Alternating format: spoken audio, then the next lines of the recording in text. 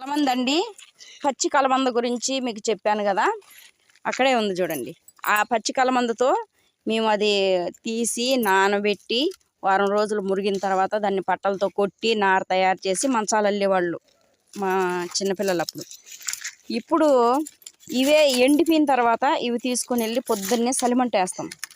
పల్లెల్లో బాగా చలిగా ఉంటుంది కాబట్టి ఈ సలిమంట వేసుకొని పొద్దున్నే 4 గంటలకే లేసేస్తాం, సలిమంట కడుగుతుంటాం. అందుకనే ఈ ఎండిపోయిన కలమందలు తీసుకొని వెళ్తున్నాం మేము. ఈ కలమందలు తీసుకోవడానికి బుడ్డోళ్ళందరూ కూడా వచ్చేసినారు చూడండి. ఇంట్లో ఎంతమంది ఉన్నామో అంతమంది వచ్చేసినాం.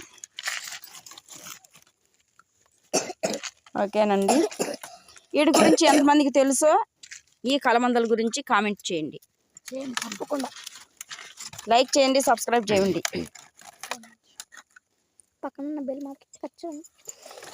పక్కనున్న బెల్ మాత్రం ఖచ్చితంగా కొట్టండి. సబ్స్క్రైబ్ చేసుకుని చెప్పుచున్నాడు.